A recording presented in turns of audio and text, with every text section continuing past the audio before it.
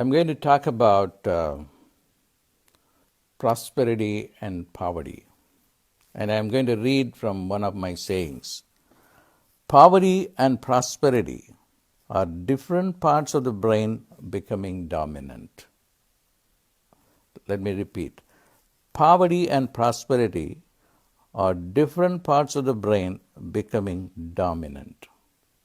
I was very happy to come up with this definition after long hours of retrospection and also meditation. Then I came up with this beautiful saying. It's a matter of brain dominance. When people are in poverty, I'm not talking about poverty in a bad sense, but poverty as scarcity, because scarcity is most people are vulnerable to scarcity. Even people with money. So scarcity is so powerful. And I use poverty in the sense of scarcity. So that is associated with scarcity, or poverty is associated with the neocortex, the chunk of the brain which sits on the top of the old brain, the primitive brain, on the brain stem, which is responsible for introspection, rationality, asking how, where, why, what, all these things. That's good for science, but that's not good for miracles. What are you going to do for miracles? You don't want that part to be dominant. You want a different part to be prominent. And what is that part you want to be prominent? Is the midbrain. And my MidBrain miracle method is a program that I developed based on that. Now I want to give you, I'm very happy to know, somebody told me that lots of people in India are watching this series. I'm very happy because this is something I owe to India. When I come to India, I will particularly want to meet with the younger generation. See, in Indian, yogis and rishis knew this very well. They want to activate the midbrain area.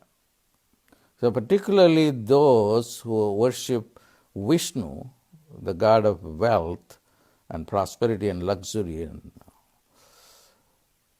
and they have a line they draw here. It's called the nama. And what is the purpose of the line? The purpose of the line is to activate the midbrain so that you are aware of the midbrain. So the techniques that I teach, are similar to this ritualistic practice that they have to draw a red line, sometimes a black line. The people who belong to the Madhva tradition, they do the black line. And they make it in a way that is very significant. I'm not going to go into all that.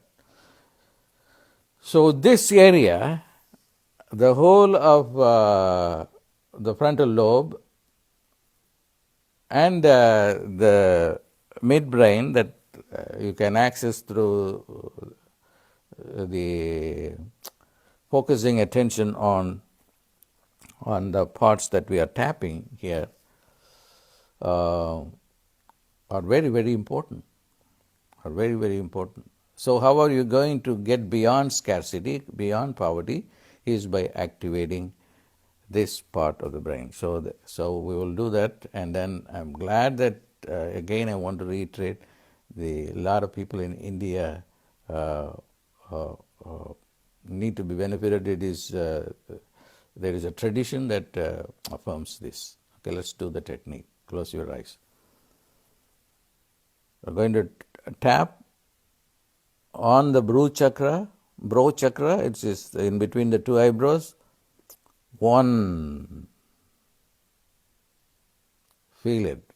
Allow the energy to go inside into the brain, into the pituitary gland.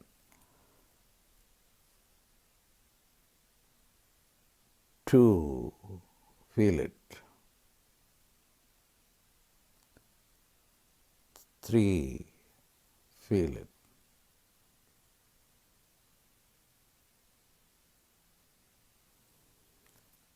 1, feel it.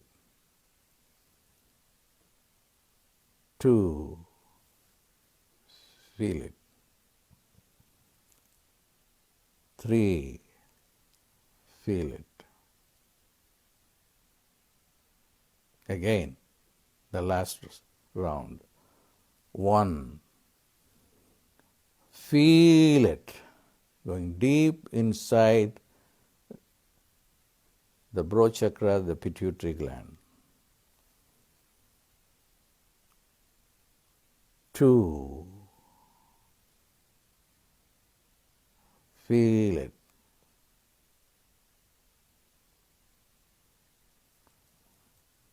3, feel it, going deep inside.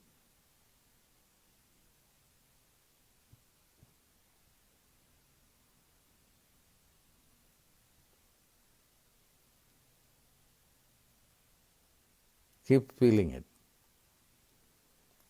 You have to remember this spot in between the two eyebrows all the time.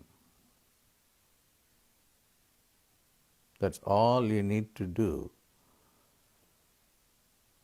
to change your brain.